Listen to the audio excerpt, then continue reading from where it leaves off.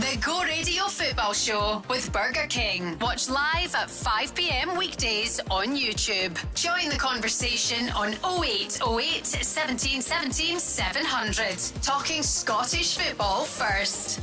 Good evening. It's the end of a season like no other in living memory. Hearts on 70 points, plus 30 on goals. Rangers 69, plus 35. Celtic on 67, plus 24. Good evening. This is Paul Cooney, along with James McPake, the former Coventry City, and too many other clubs in Scotland to mention, is with us, along with Charlie Mulgrew, the former Celtic, and also loads of other clubs in Scotland Star as well. Good evening, chaps. How you doing, Paul? Good evening, Paul. What a weekend. And Charlie, as you know, for only the second time this season, the big 3-1. Hearts on Saturday, Celtic Saturday, and Rangers, despite being 2 down, came back to win 6-3. Yeah, first of all, Hearts on Saturday come back and went on and won the game 3-1. Decision went on in their favour. We'll speak about that in a bit. I'm not sure I agree with the decision, but listen, they got the decision. They ground another one at home. They've been really good at Tynecastle, hard to beat, picking up results. And then Rangers come back with Celtic in the afternoon on Saturday, win at Celtic Park. Not a great performance, typical Celtic. Limped over the line recent Celtic, and won the game 1-0. Striker proving to be a problem. Then Rangers go and win. They go 2-0 down, I think. They're never coming back for that, and then they come back, win 6-3. So it's another big weekend, and one you really hard to call, Paul. James, it's quite a weekend again. Hard to believe it's only the second time that all three of them had won. What did you make of Rangers yesterday? I mean, after 40 minutes, 2 down, and it wasn't looking good. Yeah, I think looking at it, they passed a massive test. Yep. Celtic and Hearts win the day before. And then Rangers, as you say, Paul, going 2-0 down, and Falkirk were comfortable at that point in the game. Look, they're a real threat. We speak about them so often, that the job John McGlynn's done, and if you're going to a place, taking away probably your 2 rivals and the pressure that's on you, and for Falkirk to go 2-0 in front, I think it was a massive show of character for the Rangers players to get themselves back in the game and go and win it. But a big result for them, big result for all three, but in particular Rangers, in my opinion, with the way they come back in that game when Celtic and Hearts had won the day before. Charlie, you'd love to know what happened at half time. I know, I'd be interested, because I didn't think Danny Röhl, that was one of his strengths. It would be motivating, but obviously whatever he's done, or I know he said to the players that, I said the players had a big part to play with arguing with each other and got it over the line, so they deserve credit for that. Coming back, the goal just before half time helps. Yeah, that's a bit of a game changer, because 2-0 going in there, you're feeling you've got a mountain to climb. Obviously 2-1, you've got 1 goal to get back into it. Danny Röhl, for me, makes the decision to put 2 strikers up top. I mean, I don't know why he doesn't do it more often, because I always feel that that's definitely helps Chermiti when he's got somebody beside him. Proved the point, because he goes and scores, and Miovski scores a couple, Miovski scores a couple as well. So not a big result for Rangers, and yeah, they're scoring goals. That's what makes them a big threat. Celtic and Hearts aren't scoring the amount of goals that Rangers are as fluent as Rangers, so that's a big positive for them. Let's hear first from Danny Röhl. What did happen at half time? Well, it was not necessary to give too many emotions inside, because my player was very emotional. They spoke to each other.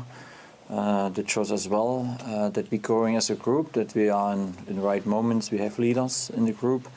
For me, it was more important to give them, on the one side, also the belief and the trust in what we are doing. And the second part was about what we have to adjust. I think we changed a little bit the pressing then, not too much. I think when you watch the game, then maybe you will not see everything in this direction. It was a small thing. We were not consequent in the counter pressing, and then we allowed the opponent too many long balls in behind. I think it was better.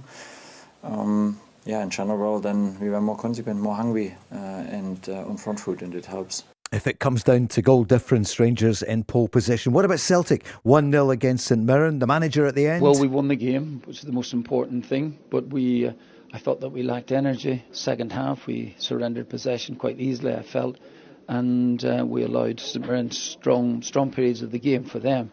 They're played very, very well indeed, as they have done every single time we played them this season, including the time that I played them before. It was the energy that was concerning me most, really, that we didn't seem to have that.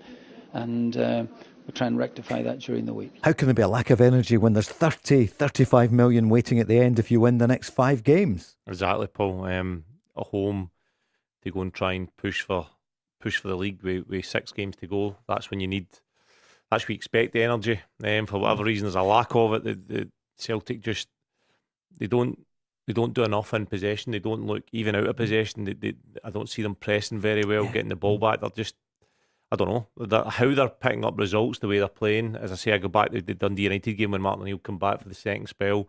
They were brilliant, flowing, scoring goals with a clear buzz about the place. That just hasn't been there since, and they keep limping through games and getting the results. But I don't know how long that can continue. And James up front, we know it's not good enough, but the midfield as well yesterday against St Mirren, second half especially, Saints kind of dominated. Yeah, they did, and it's surprising hearing Martin's comments. And like, I didn't see the game, I wasn't at the game, but is it a roundabout way saying the atmosphere wasn't great as well, with him coming out and saying that the players lacked energy? But like, even if that is the case, like you look at Tynecastle, when Hearts are at home, they wouldn't allow their players in this stage of the season to lack energy, because the atmosphere's so electric there. They're right behind their team. They know what they're pushing their team on to do, and maybe that's what Martin's trying to do with the Celtic fans, is get them more involved in the game. But ultimately that comes back to the players. The players, like you said, Paul, the midfielders have got to be getting after the ball. The strikers have got to be pressing, not making it comfortable for St Mirren.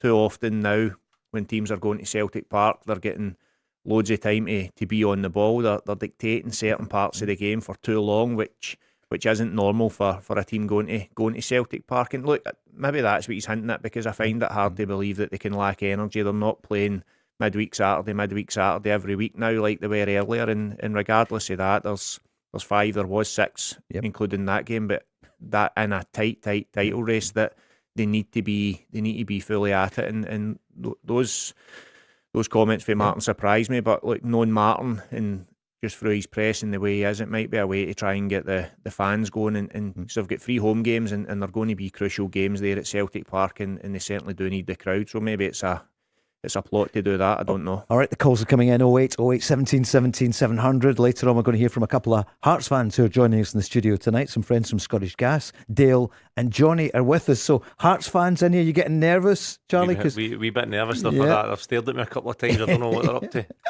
Let's hear from Derek McInnes. 5 games to go. Yeah, I've just spoke to Graham Jones in my office there, and we were talking about that, just saying 5 games to go. We all were wildest imagination at the start of the season when you're trying to put a squad together, and we've worked so hard to try and get a bit of momentum here.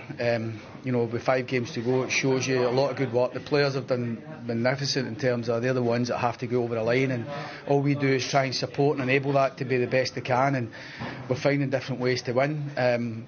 We're in decent form. Obviously our home form's been strong, but with 5 games to go, we know we're going to have to get another few big results, but today, and results like today in the manner that we did it, it doesn't do us any harm, because I don't think any of the games coming up will be straightforward for any of the teams up there. And we're playing Motherwell again, as other teams do. Motherwell are a top side. They've had a lot of plaudits for so many reasons. So we've got it all to do again when we play these teams. What do you think, Hearts fans? We're going to hear from them shortly. We'll also talk about that penalty decision in the 87th minute, because 3-1 looks comfortable, but it was a brilliant game at Tynecastle. Gary's on the line, a Celtic fan in Glasgow. Hi, Gary. Hello, Gary. Yeah, something we'll come back to that in a moment or two. Gary, on the line, we'll get some good music as well there. Gary, is that you who's belting that out? What about that? Let's cut to the chase, Charlie. Yeah, no, it's not. I think you're going to have to change the channel on that one. You'll find another one. Yeah, what about that penalty then? Stephen Welsh, what do you reckon? Well, the rules of the game are, if your head's down there and you're endangering yourself, it's a free kick. So if you go for a ball and attempt to head the ball that low, it's dangerous, so it's a free kick to Motherwell. I don't understand why it's a penalty. I know Stephen Welsh has kicked the boy in the head, right? But you can't be punished for that and also punished for if you put a high foot up and you kick him in the head. That's also a foul. There's got to be a bit of come and go. If your head's down there and you go to make contact with the ball, you're causing danger.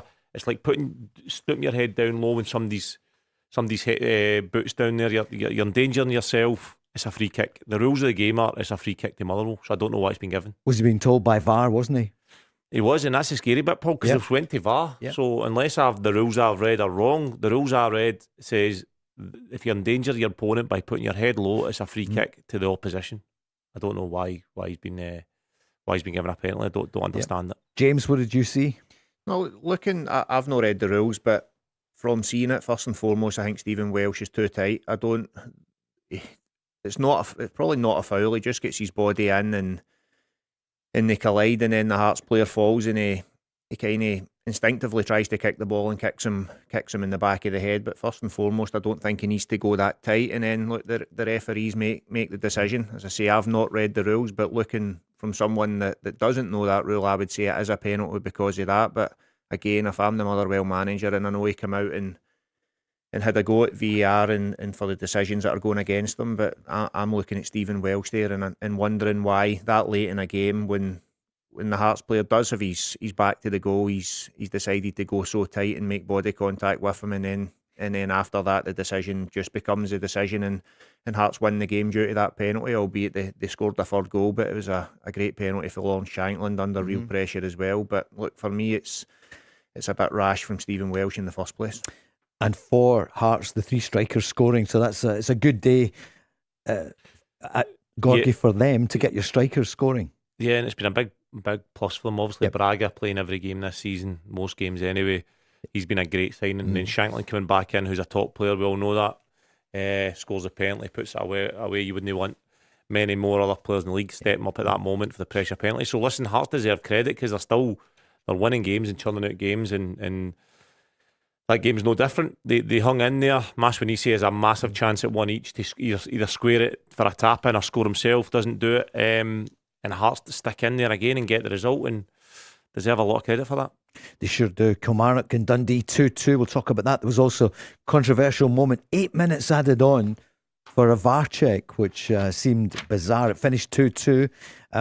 Aberdeen 2-0 against your old team, James, and they needed it. A double for Kevin Nisbet. Could he find his way onto the plane for America for the World Cup? Well, he's starting to score goals at the right time. He was really impressive in that game as well. His second goal's a real good goal, but again, we're always finding things to moan about with VAR where that one as well. They've got to go back. There's no goal line technology. But look, if Kevin Nisbet keeps scoring, if he stays fit, and Laurie Shankland's the same, those are 2 good strikers, both for the Edinburgh club.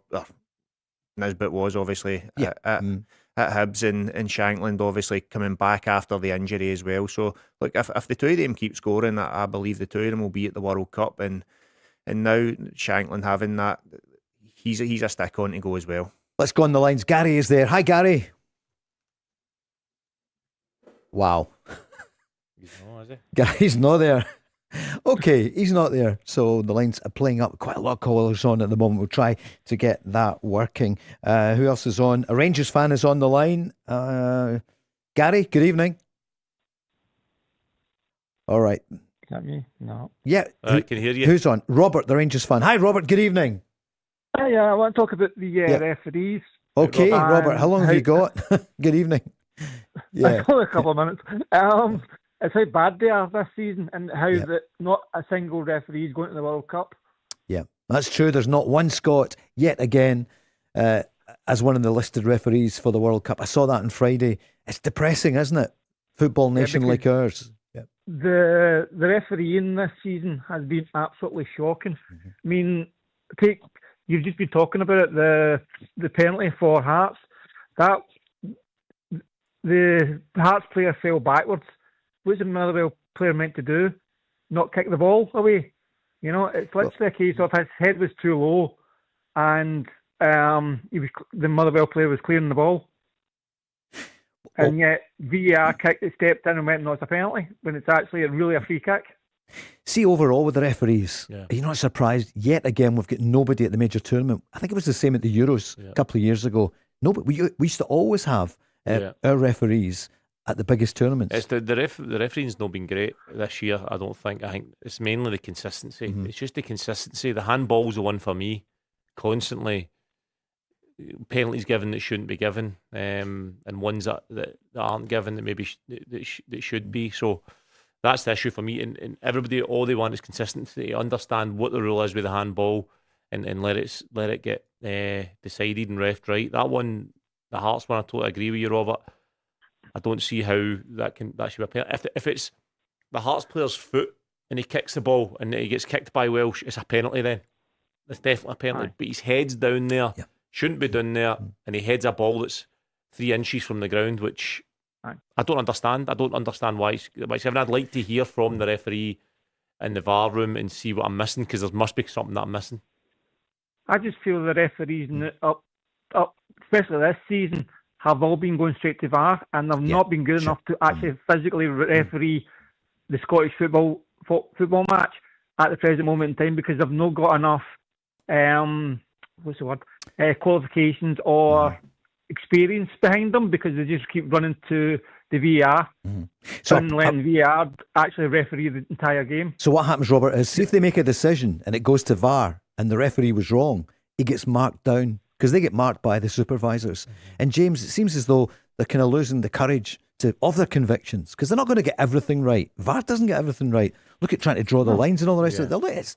It's hopeless. But what would you say, James? No, they are, and I think that's a really good point for Robert. They're quick to not make a decision, or they would rather let it go to VAR. But the problem then becomes that it's the same referees that are on VAR duty as well, and they're the same referees that are refereeing the game. I mean, by that, and they're getting it wrong. And look, I know we'll go on to talk about the other games, but this weekend's been a poor one for referees in terms of decisions. And look, it gets magnified when it's a free horse title race, when there's so much on the line and everyone's so interested in Scottish football. But again, I was on here a couple of months ago, Paul, and I spoke about the arrogance with some of them that, and Charlie, some of the referees, will have experienced this as well. And there's certain ones you can't speak to. Now, I get that there's times when players aren't being nice to them with the way they're speaking, but I just feel the relationship is completely gone with referees, coaches, players, to the point, and it's more than your ones coming in. We spoke about the older referees, and you can get on with them, you could get an explanation, but this weekend I just believe there's been a lot wrong. And even when it's going to VAR, we're looking at it took 8 minutes 8 minutes for a penalty to be given, and we still can't look at that and say the boy was onside or offside. The technology's not great. Stephen Presley came out and spoke about that. Neil McCann did the same. And that's down to money, because we don't have enough for the goal line technology. No, it is, but when we know that the referees have got to be better as well. But they know, and we're quick to go to that. That's Robert's point there, where he's saying they go to VAR really quickly, but they're quick to go to it when they take some of the camera angles. We've not got enough camera angles at certain grounds as well. And look, for me, it's just that again, it's a minor one, because VAR can clear it up. But I would love to know how, or what the difference is in getting goal line technology put in as well. Kevin Nisbet scores a great goal, Aberdeen against Hibs. He celebrates, and then the referee again probably could give it or not give it, but right away he's no made a call. He's just deciding let the ball go out, we'll go straight to VAR. Now, if VAR wasn't there, he would have to make that call. But how much extra is it for goal line technology as well? Because for me, when it's on ref watch, it's just looking poor on our game when we've not even got goal line technology. We're all talking here, going on about referees. Anyone get in for refereeing? Charlie Mulgrew? What's that? Did you ever go in as a referee? No. Do you know what I mean? But look at your experience. James, have you ever thought about it? Robert, refereeing? No. I'm just looking around the studio here. Dale, no. Johnny, no. And he's got the specs on as well. The Specsavers, you and I would be okay. But do you know what I mean? I've never done it. A classic example of the goal line stuff and the camera angle you're talking about there was the Rangers. They were asking Cross yesterday. Oh, aye. I mean, it was impossible to tell for the TV angle that we saw. I saw a clip since on a mobile phone on one of it looks like a phone, the game, a Falkirk fan, and it looks like it's not out of play. Right. It looks like it's clearly not out of play, but the angle that I saw on the TV looked like it was. So we need to get, and it was inconclusive, they said in VAR, so we need to get some of these angles, camera angles better, or then you can, if we don't, you can then have the argument, should we have VAR? Robert, have you ever thought about it as a referee? Well, I've spoke to the referees, all the referees before, and they say that it's quite difficult. But with these, I'm talking about the new referees that have come in. Right. But even, for instance, yesterday, the linesman was actually right up with the play, and he'd have flagged it if that went out. That's true. Yeah, you're right. He was. Robert, you're a Rangers fan, yeah? Yes. What are you thinking now? If Hearts slip up, then it's probably going with Rangers. Because I think that Celtic's not scoring enough goals. We've got more of a goal difference, and all we need is Hearts sort of to slip up. You know. What the other thing I find is, why is Celtic playing a home game at the last game of the season? Because that's the last few seasons that whoever's been at the top of the league has went to the home, and I think the SFA decided, oh well, give them the extra home game, and that's why Hearts is now going away to Celtic. Well, I don't. Sure, Barry Ferguson on Friday said, "Look, forget all that. There's no conspiracies. You get 3 at home one time, 2 away. Go out and win your games, Robert." And I mean, have you got the bottle? Is Danny Röhl a winner? You've only got 5 games. I'd say only. It's 5 big games. Never a better chance for you to win a title than now. It's like I said, Celtic's just scoring enough, but they've not actually physically got enough in a goal difference. But if Hearts slip up once, then it's a case of Rangers will then pounce and go to the top of the league. Did you have any doubts after 25 minutes, half an hour when you were 2 down yesterday? Did you think, oh? No, because of the pitch. I'm like, no, they need to get used to the pitch. Okay. And then they went and came back out, and there you go. 6-3. 6-3. It's quite a scoreline, isn't it? And people are talking about it. Robert, thank you so much. Call again. Good to hear you. Cheers, Robert. First time caller there, Robert. We got him on 0808 1717 700. The Go Radio Football Show with Burger King. We sure are. Monday to Friday as we count down to, well, it's the Scottish Cup semi-final weekend. Dunfermline against Falkirk. James McPake, your former club there, of course, with Dunfermline. And then on Sunday, Celtic against St Mirren. Who's going to get to the cup final? And what a chance to get European football for next season. Could it be a double for Celtic? Could it be nothing this season? For Rangers, could it be a title? Or for the Hearts, for the first time in, 60 years since they won the Premier League, or as it was in those days, the Scottish First Division. Well, I'm delighted to say we've got a friend, Dale, from Edinburgh is with us. Dale, good evening. Welcome to the show. All right, how you doing? Thanks for having me. Good, Hi, Dale. There you are next to James McPake. You saw him a few times? Yeah. Aye, famous 5-1 win, so aye. Oh, that's right, yeah. Hey, it took him 3 seconds to mention that scoreline, the cup final. When Charlie comes to town, he'll need to buy a good few pints. Oh, yeah. So do you think he will be? So Charlie said months ago, look, it'll be over. What did you say, Charlie? For those that have missed it. I said Hearts would be 8 points behind come March and out the title race, but they've proved me wrong and they're still in amongst it, so it's Hearts' to lose. So what is the bet then? Have you lost it already, or is it the league? No, I've not lost it. It's the league. So if they eventually win it, I said I would go to Gorgie and have a beer. Which pub do you think you should go to?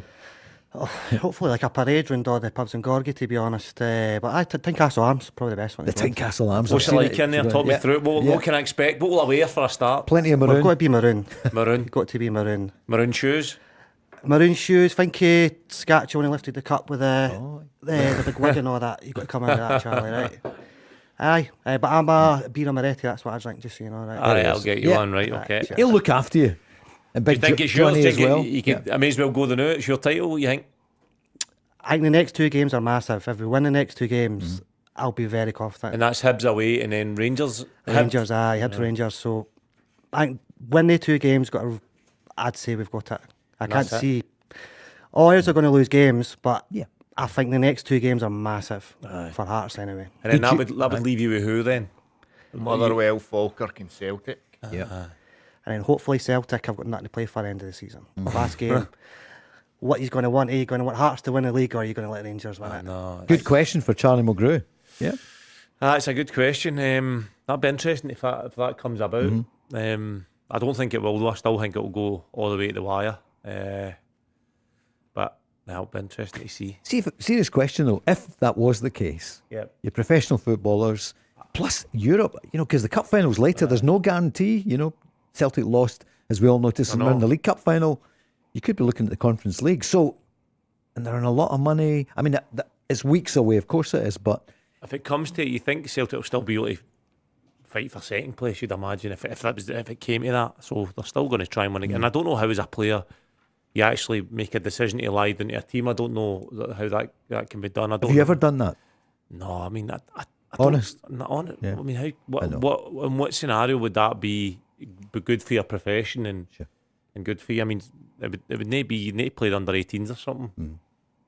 Remember, Ange had that at Tottenham, and he couldn't understand why they wanted to prevent Arsenal winning the title. Right. You couldn't understand that, could you? I don't know how would the manager, yeah. what would the manager say to you? Yeah, You know, like start with 10 men, or I don't know. James, were you ever in that situation? I know the answer with you two, but no, and I agree with Charlie. There's no way that if you're putting season, even the younger boys, and ultimately if you played the young team, which we've seen happening when teams have got certain European games or whatever, then it becomes difficult for them. But as soon as you, at any point, professional pride comes into it, and like I don't think it will happen as well. I think everything will go down to the last weekend. But there's no way either of or any of the three teams would go out and lie down to the other. It's just it's a professional pride.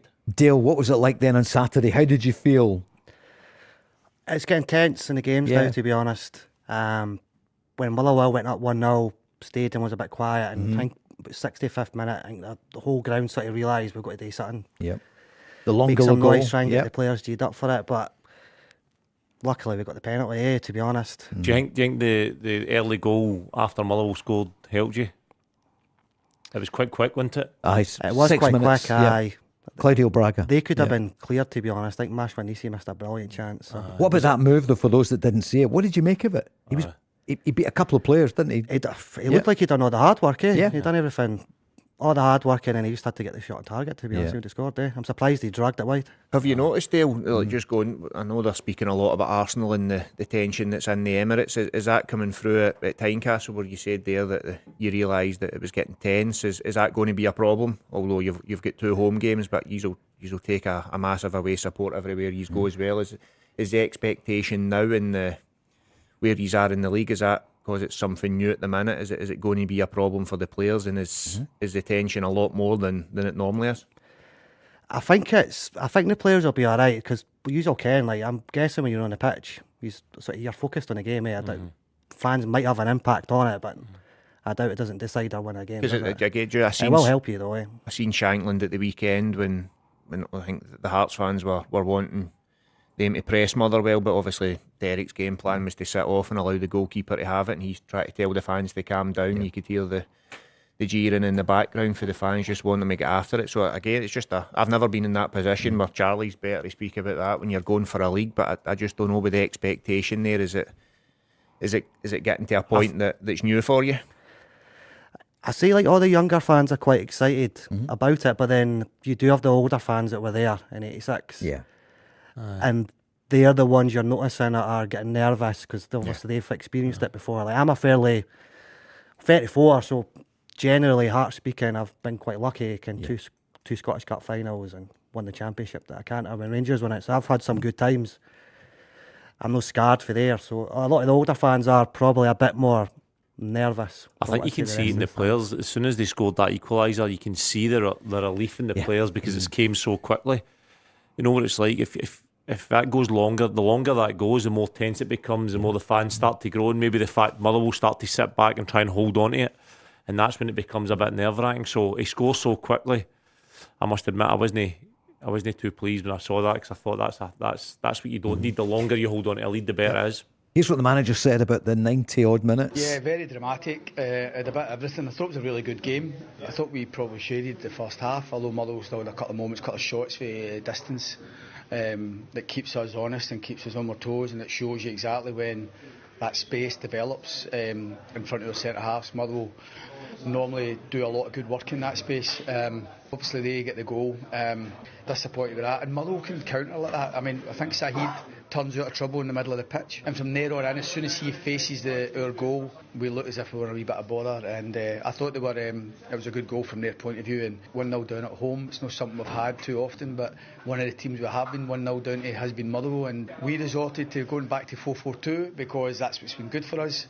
But it was the biggest mistake of my life, to be honest. I thought at that time, although we looked as if we could maybe cause them a bit of problems when we settled on the ball and landed on the ball, they started to run in the middle of the park. They had a couple of chances to get the second goal, but once we changed it back, I thought we were very good. I thought we were thoroughly deserving of our equaliser. A great finish for Braga, and then obviously we get the penalty kick. I haven't seen it again. I think it is a penalty. I don't see anything other than a penalty kick there. And then obviously the third goal, Kabore takes advantage of Motherwell's high line and goes through and in goal. So your three strikers scoring goals, Braga, Shankland and Kabore. I think in the end it was hard fought. There wasn't a lot in it. I think the stats will tell you that. but we've managed to come out the other end of it with a very good win against a good team. And Braga and Shanklin now on joint 17 goals, third top in the country. That could be crucial for you, those two. In fact, the three of them are Kabori scoring. Yeah, I'd say we've probably got the best strike force in the SPL. Like Braga and Shanklin. Brilliant. Shanklin's, everyone knows all about Shanklin. Like Braga this year, just the amount of energy the guy has. I think he's not missed a game all season, Like, wow. He must be knackered, man. Like, run he does now, but he's been brilliant. And when Shanklin was injured, he stepped in to lead the line by himself. Yeah, that's right. Shanklin's out for months. Set piece specialist, Charlie. Are they the best in the country, Hearts? Set pieces? Yeah. I mean, they've got that's one of their big strengths, isn't it? The corners and the free kicks coming in the box. They've obviously Stuart Finley's a bit of a miss, but Halkett will head the ball. They've got players that want to head it. McAtee, right back, will head the ball. Yeah, they've obviously Shanklin in there, seems to be a magnet. And for me, the Braga's been the best player of the year so far. Just it's not even the goals he scored, because obviously that's brilliant. It doesn't seem to miss a lot of chances, but his work rate off the ball is just helps the defenders, helps the midfield, starts the press, presses people down one side, really is the first line of defence, and he's the type of player you'd love to play with. And they're enjoying it, aren't they? I mean, I hear all this stuff about the nerves, but Braga, he really celebrates the way he jumps and shows you his number and all that. Do you know what I mean? A bit of a character. If they're not enjoying this season, Paul, they're in trouble, because when's the last time you saw a team with this consistency? So they deserve a lot of credit for that. They've recruited well. The analytics has obviously worked for them in terms of recruitment, definitely with Braga and Kezaridis and others. So, but as I said, and I've said it before, if they don't win the league, they'll be disappointed. They will be disappointed. They need to now hold on to what they've got, because if they're in amongst the big boys now, Celtic and Rangers, and if you want to compete at that level, which they've done brilliantly, then you need to take the disappointment if it comes your way. And you can't. I don't think any Hearts player or fan or manager would want any sort of pat in the back if they don't go on and win this league. Now they're in a position where they're a point clear and there's 5 games to go. They need to go over the line, otherwise it will be disappointing for them. Is it the big three now? Is that how you feel, Dale, in Scottish football? Yeah, I'd say so. Yep. Like at the start of the season when Bloom said he probably fancies Hearts to challenge at the start, I'm going to lie, I laughed there. It's not going to happen. Yeah. But if he's saying we're going to be challenging, then within the next 10 years we're going to be in amongst the big dogs, as you say.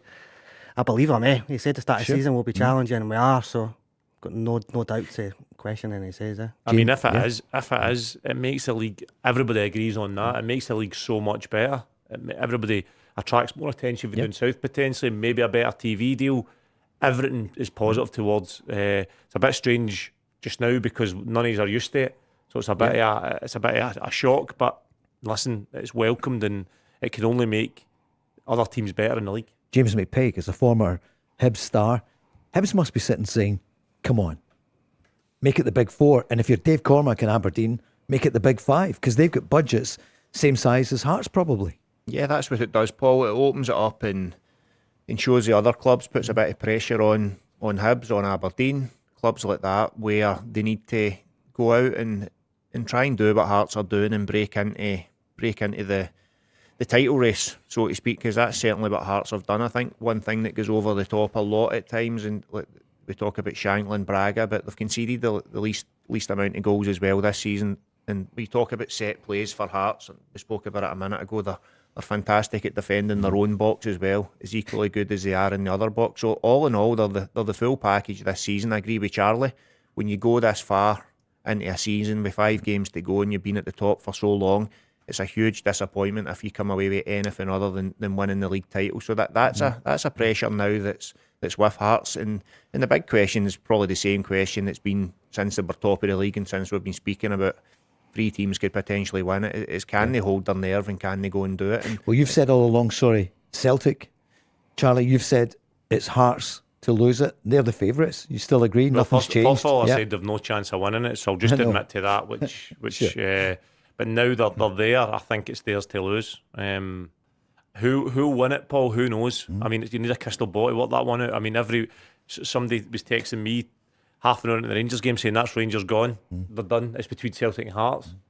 Was that Russell Martin? An hour later, they're now saying Rangers are going to win the league. It just shows you with the league every single day, every single minute of each game it's changing, so that's what makes it so good. Dale, what do you think of the opposition? Let's hear Danny Röhl speaking about getting the goals, 6 goals yesterday. 14 goals. It's nice to have in 3 games. I think that shows a lot. It was not so far away. We spoke about who can score, who cannot score. Now we have 9 different goal scorers. That helps, and maybe at the end it could be also a difference to the other 2 teams at the minute, and that's what I like. But I also like to have clean sheets. What do you think about Rangers? Your second game, isn't it? So what do you feel are the weaknesses there you can see, or what do you think about that match-up? I've watched a few of their games. They are scoring goals, but they still look a bit dodgy at the back. That's the only concerning thing, is they are scoring more goals than they're conceding. Like, they have hit form at the right time. That's the worrying thing. Tiny Monday night, it'll be a fantastic atmosphere. Holiday Monday, isn't it? Mayday. Yeah. And as the boys were saying, we are good at the back, and I know they did score 4 against us last time, but When's Stuart Finlay back? He's back already. Is he back? Aye. Good, yeah. So getting all the big boys back at the right time, Milne, Finlay, Halkett, McInnes back as well. Billy's been good this year, hasn't he? Aye, it's been really good. Who's been your best defender? Halkett for me. Aye, Halkett, just so strong in the air, so aggressive. Yeah. Can you get Craig Gordon back for us in time for the World Cup? What do you think? Any insight? Hopefully. But even if he's back, he's not getting in because of the German boy. Yeah, like he's. Oh no, I'm talking about Scotland now. Don't worry. Sorry, I've moved. If he's got one leg, take him. Exactly. Yeah. All the other I'm probably biased because I'm a Jambo, but I think he's by far the better keeper of all the keepers. Well, look at that save that he made. It was just world class, wouldn't you? If he's fit, he'll play, won't he? Surely. I don't even think he needs a game, any sort of game. Just get him in the squad. Yeah. I love that. Dale's only thinking about the Jambos. You're absolutely right. And the final point, here's Martin O'Neill. Who would have believed that the defending champions, they lacked energy? Sometimes it happens, believe it or not. You know, you're chasing the title. You're trying to. We're playing catch up all the time, so we've got no room to manoeuvre. And I just felt that when we got the first goal, it was like one of those, come on, try and cement it, try and get the second goal. A wee bit like Dundee last week at Dens Park. We didn't do that. And then you're inviting teams to come on to you. St Mirren, in the same manner as Dundee did, had the upper hand in the second half. But we did well to keep the clean sheet. Last game of the season for you is Celtic in Glasgow. If it is neck and neck, if it's Hearts and Celtic between the two, how would you tackle Celtic then? Would you defend for a while, or because you normally just go for what would you do? Well, I've heard that they've let the Green Book back in, haven't they? So I'm guessing that'll make a big difference. So cup final, innit? Like last game of the season. Wow. Yep. That's what you dream as a kid, really, to win the league at Celtic Park. The only shame is we're only going to have about 600, 700 fans at Celtic Park, but they've not been that great this season, to be honest. I'm more scared of Rangers, Celtic didn't really. Yep. They don't. I'm probably. I'm going to say it. I think if it's done to us the last game of the season, I think we beat Celtic. That's what I mean. You could go and win. I think we beat them. Aye. All right. It's some game that. Good chat, isn't it, with Dale? Right. Yep. Hearts fan, he'll be there. If you have to go through, and when's it going to be? When are we going to work it out? Because obviously Hearts will be here in Glasgow. Or do you want to take him to a bar in Glasgow and go in with some Hearts fans maybe on the final day? We're going to take more calls. 0808 17 17 700. The Go Radio Football Show with Burger King. Looking back at the weekend where Hearts won, Celtic won, and then Rangers won. So for the second time this season, great to hear Dale, who joined us just before the break there, a Hearts fan. We're going to hear from Johnny in hour 2, a Hearts fan here in the Go Radio studios. A weekend when, well, it was a former Hibs player who scored twice for Aberdeen, Kevin Nisbet, 2-0 to the Dons against Hibs. Dundee United beating Livy 3-2. It's quite a game there, and Livy are all but relegated now. Hearts and Motherwell, well, we know the score, 3-1 to the Herts. And Kilmarnock against Dundee, 2-2. So at the other end of the table, Livy will be going down. Who's going to go along with them? Because obviously St Mirren losing at Celtic. And, next weekend it's the Cup semi-finals. We're going back on the lines, 0808 17 17 700. Beforehand, what did you make there of the chat from quite a few Celtic fans saying, how can there be a lack of energy, James, when you are at Celtic and you're chasing a title? Yeah, like we spoke about earlier, Paul, it's surprising, the comments from Martin. That's why I do think that there'll be there'll be a reason he's coming out and saying that. I can't say I was at the game, so I don't know what the atmosphere was like, or was it flat at Celtic Park? I think it was pretty good overall, and it was. The Green Brigade were back, they're up for it, they're going for a title. So that makes it even more surprising for me then, for him to come out and say that. Right, here's Robbie on the line. Hi Robbie, good evening. Good evening, Paul. I'd just like to make the point to the panel about Celtic moving forward and how they've been playing under Martin O'Neill. Right, the easy way to say this, right, for any pundit or any fan would be, it's not really about performance. The last 5 games is just about getting the job done and getting over the line. But here's the problem with that logic. That's all right saying that, but see, at the end of the day, is Celtic have not been playing particularly. They've sneaked by this week with a 1-0 against St Mirren. Last week it was 2-1 against Dundee. No particularly dominating. Now, I want to just go back to a few different examples that I can bring up. Okay. See, when Celtic got beat by Hibs at Celtic Park about maybe early February or whatever it was, right? Okay. Now, see, when Celtic got beat that day, I was walking down the stairs and I said to a couple of guys, I says, this was coming. Now, let's look at the games leading up to that. 1-0, Livingston, last minute, okay? So it was coming. Now, right, okay. Right. So another one was Dundee in the Cup, getting by. Another one was... All right, there's loads of them, Robbie. Robbie, don't worry, but there's loads of them. We get it. So on you go. Right, okay, if you just let me finish, Paul, Right, so there's a Kilmarnock one as well. Now, that was coming up to there. Now, is that really sustainable? Now, the thing about Martin O'Neill is this.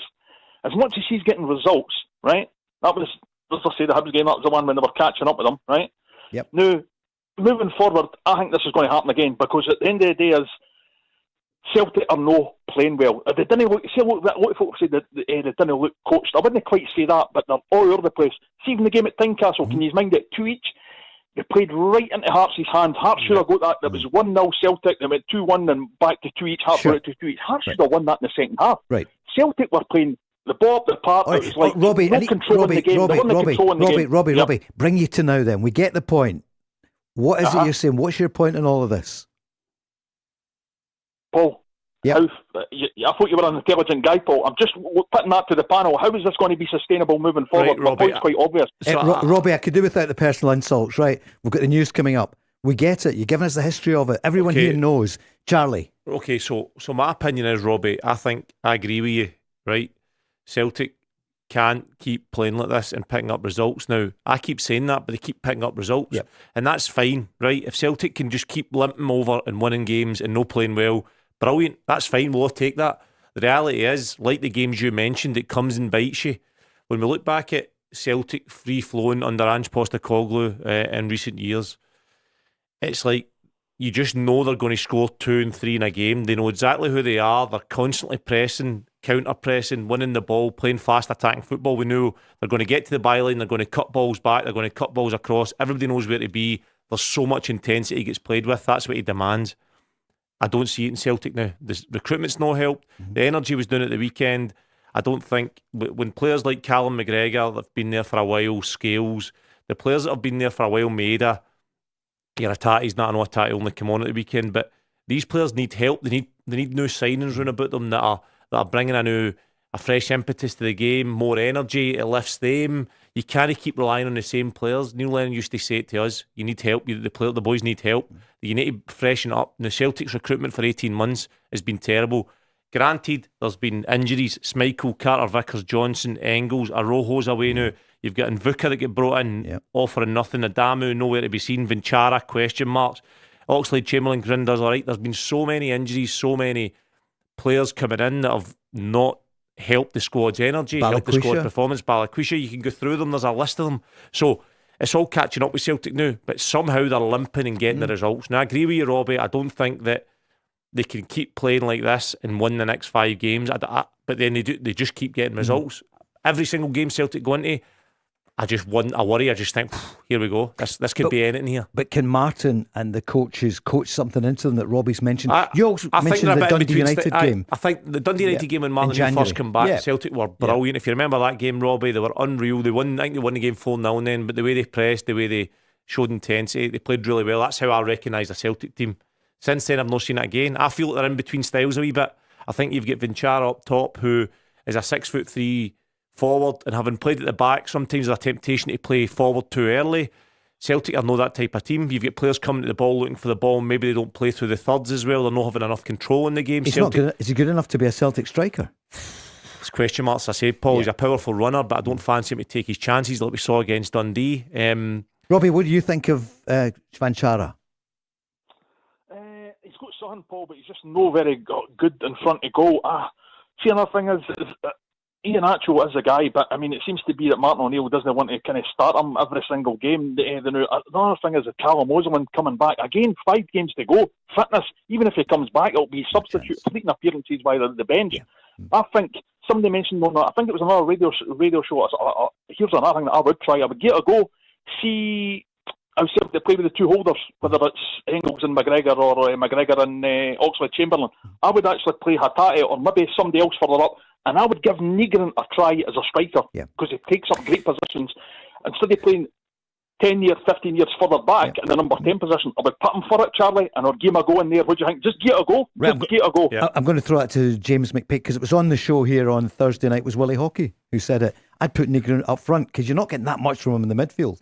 You're not getting an awful lot out of him in terms of controlling a game, but what you are getting is late arrivals in the box, getting into goal scoring opportunities from where he's playing. It's a completely different task playing as a striker, and Charlie says that their players playing the ball into you, that you're having to link play. Look, he scored a lot of goals, so it would maybe work. But again, look, going back to what Robbie says and saying it's an easy one for pundits to say that they just keep picking up points. It is what it is at this point in the season, and when you look, that's all you really can say. They're winning games. Rangers come back for 2-0 down, won a game. Hearts won.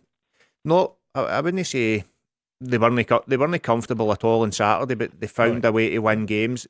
You look back to the league game Hearts had before that, they drew 2-2 with Livingston. The week before, they just beat Dundee. So 5 games to go, Paul. There's no going to be drastic changes in the way a team can play. It's just going to come down to who can hold their nerve the best and put in 5 performances and get as many points as they can. Robbie, you going to win a double? What do you think? I'm not too sure, Paul. I did tip exactly what James McTake was saying. I agree with him because I was on the radio saying the exact same.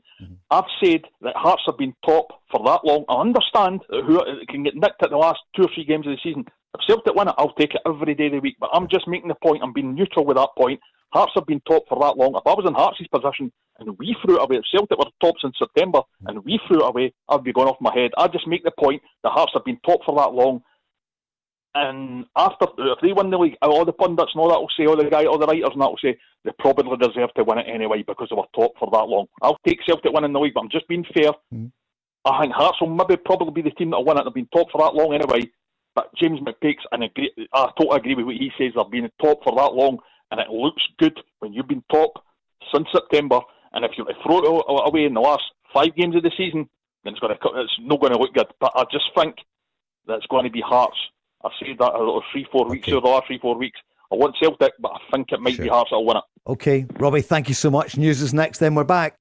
The Go Radio Football Show with Burger King. Watch live at 5 p.m. weekdays on YouTube. Join the conversation on 0808 17 17 700. Talking Scottish football first. The first hour flew in there along with James McPake, Charlie Mulgrew and me, Paul Cooney. We also heard in the studio from Dale.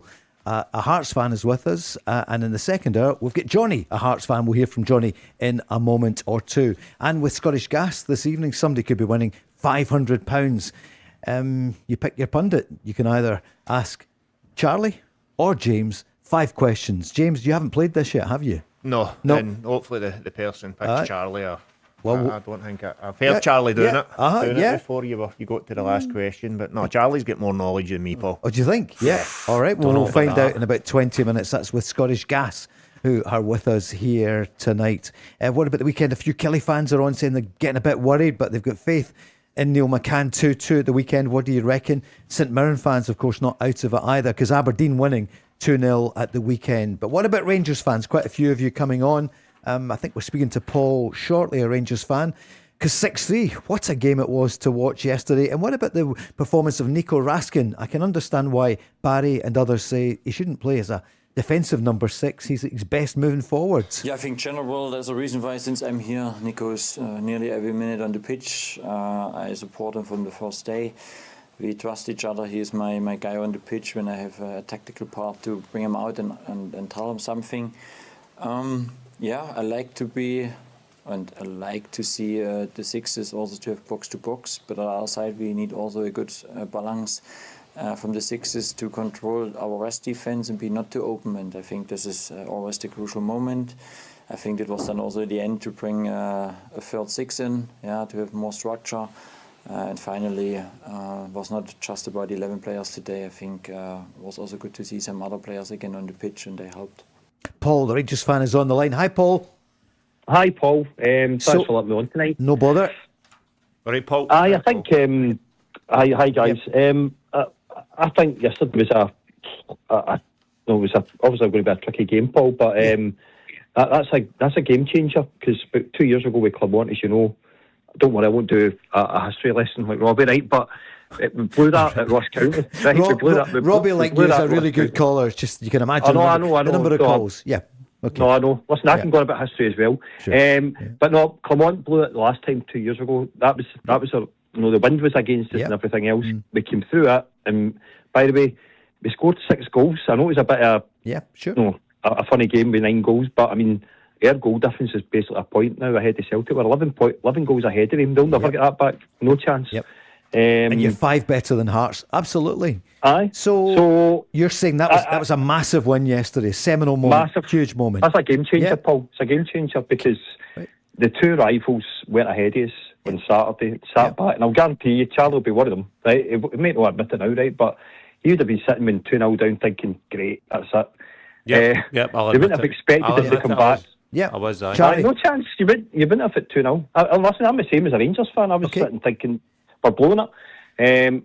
But do you know where I think we made a difference, Paul? And I want to see what the guys think.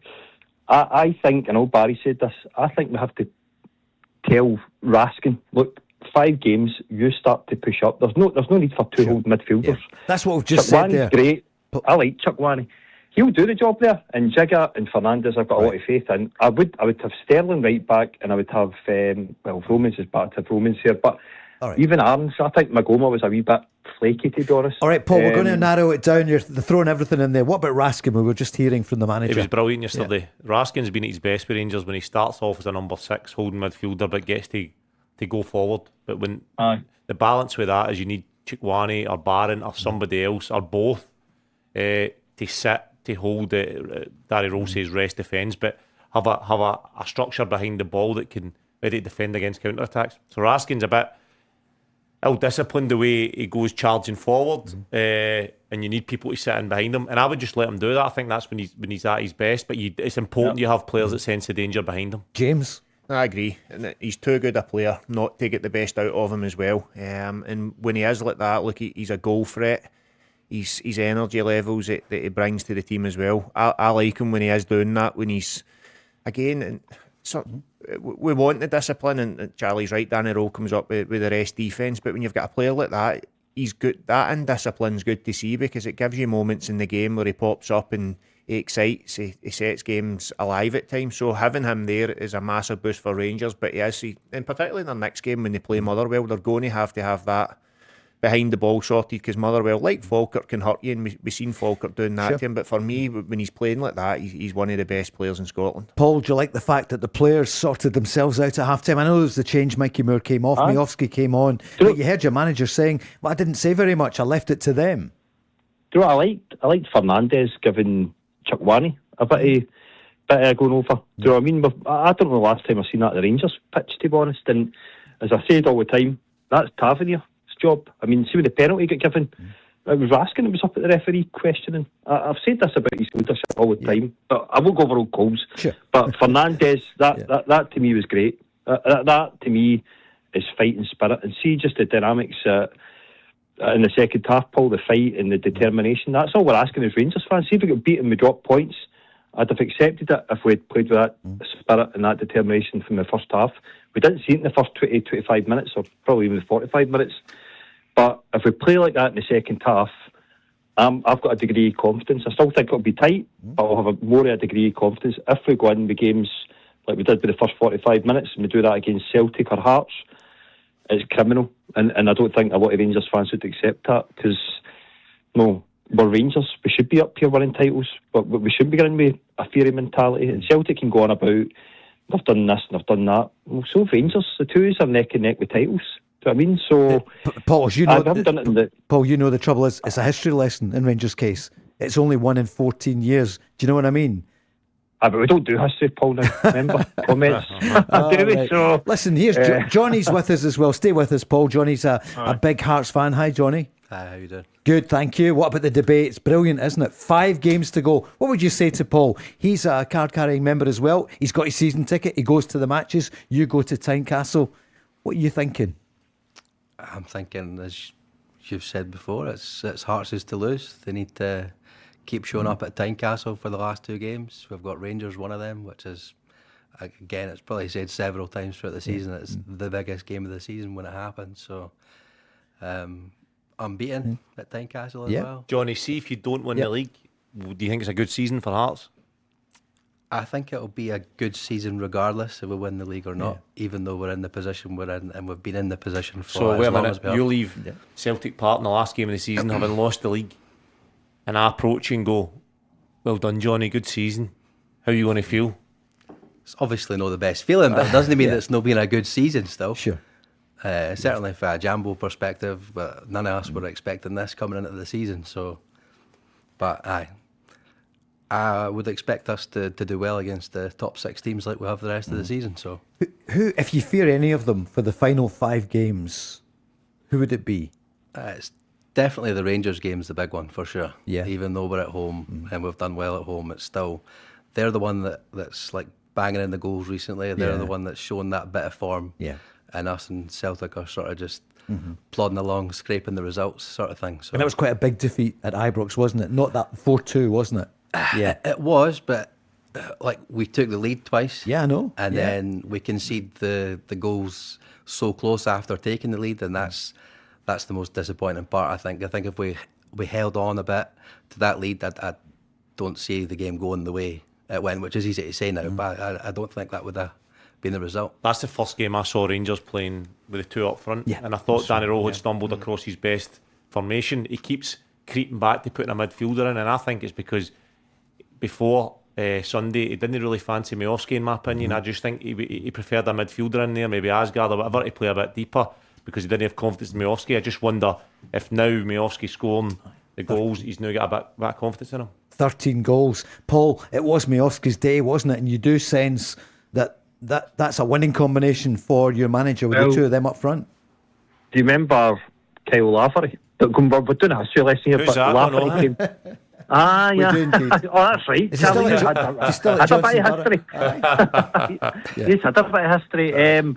But Lafferty was famous at coming alive at the tail end of a season. Now, who knows if that's the same with Miovski? I've got big faith in Miovski. I said to you before, Paul, when we struggled against Celtic a couple of times when it went to 2 each, throw on Miovski. He scores goals if you give him the service. So I'd definitely play top front. We play better as a 4-4-2. We play better when we're attacking teams. We can't sit in. I've said this before. Like, see, passing the ball back. You've seen it at Falkirk, passing it back to Butland and that. We don't do well. That is on Danny Röhl. He has to identify that, and if we can do that and we can put teams away, because we blew Celtic away at Ibrox 2-0, but we switched off. We played back away. So I don't know. The guys maybe tell me better, like how you can keep that intensity up. Do you can beat Celtic at Celtic Park? Well, Charlie, if we're going to win the league, we have to. We absolutely have to. We can't go there thinking, let's just go for a point and whatnot. No, Walter Smith wouldn't have done that. Now, I know I'll talk about Walter Smith all the time, but he was a master at the kind of games. Sure. And we need to go there with it. Well, we can win. We did it. I know you might say it was against Nancy and the debacle, but I mean, look, Martin O'Neill's a legend with Celtic, and we battered them at Ibrox. Charlie, what do you think, Charlie? Because you said I think if Celtic are going to beat Celtic, if Celtic are going to beat Celtic, Hearts and Rangers, they're going to have to defend like they did at Ibrox that day. That's got to be minimum, but they've got to offer a lot more in possession. Out of possession, they defended their box unbelievable that day. Rangers dominated the game, but Celtic defended their box really well. they'll need to do that again, but they need to offer a lot more on the ball. And Rangers never allowed them to do that, Ibrox. So it's going to be interesting to see what Celtic do at that point. Actually, here's Martin O'Neill on that, James, because he was asked, will they improve? Can they improve? I think the most disconcerting thing was the energy levels, which I wasn't expecting. Of course, if you're hanging on in the game, the last 10 or 15 minutes can become pretty nervy. But I thought it started way too easily in the first half for our liking. But I think the players are saying exactly the same. So we'll get it. Maybe it was our training this particular week. It might have nothing to do with that. Absolutely nothing to do with it. But we'll look at all sorts of things anyway, but I think we can improve for next week. And you heard the nervy word there as well, which you wouldn't associate with Celtic. He was asked about it. You know what, I think it's almost natural, but it's something that, the football club hasn't found itself in this position for quite some considerable time. You're trying to win, you're trying to play well. I thought the crowd were great for us. It kept us going because some of our football wasn't up to the standard that we were hoping to have. But we've won, and they dug in, and I think, sometimes that's forgotten. We've actually dug in. You've got Maeda coming back, making challenges on the edge of our particular penalty box, stopping the cross from coming in. He's our wide man as well, too. Yang on the other side. You could go through it, but overall, delighted to have won, and I think we can improve greatly. You can hear Johnny, we heard Dale earlier, you hear Paul there. Where are the goals coming from for Celtic? James, that's the issue, isn't it? That's a big issue. Although when you do look at the league table in terms of goals scored, they've still scored a goal more than Hearts, but Hearts have been considerably better at keeping the ball out the net. But look, we speak about it every time we're on, Paul. Since Kyogo left, there's not been any real replacement for him in terms of a goal scorer. Nygren is the one that gets goals. He's not a striker. And Iacho coming back, if he was fit, then you would like to hope that he could improve that side a lot. But that's a big issue, and it's not just that, Paul. They're not creating the chances to score the goals either that we're used to seeing from Celtic. And Martin says that there, the point about like, they're not used to being in this position where they're chasing the title this late in a season. So can that be affecting them? There's loads of things happening in this title race, and it's affecting the three clubs in different ways. But really, the big standout thing out of the three of them is the lack of chances recently that Celtic have been creating, and that's the one thing that deep down Martin can speak about energy and how they can improve elsewhere. But the one big thing he'll be looking for is to start creating more chances and score more goals for that team, because it's lacking at the minute. James, you've managed a lot of games, right? I'm interested to hear how much you think Martin talks about a lack of energy, and how much you think that's down to the manager to bring energy. Or how much the manager's energy or mood or whatever feeds onto the team. Definitely now. And look, I've never, although there's been some big games and playoff games are going for a league, but by that point, certainly in my experience of it, it becomes pretty easy because you're in a good position, so you don't need to do too much. The crowd are big, which again was different for me at Dunfermline, I would say, because they're not used to big crowds, certainly at the time when we played Falkirk, so I didn't have to do an awful lot. You win the game, you go 8 points clear, the league's all about done. But certainly in this situation, I think Martin's got a big role to play in terms of, again, it's maybe not so much the energy he brings, it might just be, he might be calm, it might be the way he approaches certain players, and he's right. Certainly, Maeda, certain players that have been at Celtic and have been a success at Celtic, they've found it pretty easy. You could probably say, because they've been, by this point of the season, they've been really clear there. Do you think his age could be an issue? I don't think so. I think he's experienced enough. He's got enough around him, and Sean Maloney, Gavin Strachan, Mark Fotheringham, that if we're talking about being on the training pitch and taking sessions, I don't think that'll be an issue. Do you think it's an issue, Charlie? I think a manager's energy in the match day is massive. He still jumps up and down there in the. He does, but we don't know what he's saying in the changing room. Okay. So I'd be interested to see what the players are feeling from the manager on a match day. Now, it's not just what is just him, because he's a leader. He's a guy everybody looks to. Now I know Fotheringham brings a lot of energy. He's enthusiastic. He's that type of person. Sean Maloney's know that. Well, you've seen him in the cup finals maybe chatting and in amongst it, which surprised me a wee bit. But I just wonder how much Martin O'Neill's energy is there in match day and how much it feeds onto the team. I don't know. Before you go, Paul, and before Johnny goes, Johnny, what about your manager then? Let's talk about the managers. Johnny, Derek McInnes, we all know him. We know what he did at Aberdeen. What a chance for him just now. How do you feel about him and about his ability to take you over the line? I think he's been brilliant for Hearts.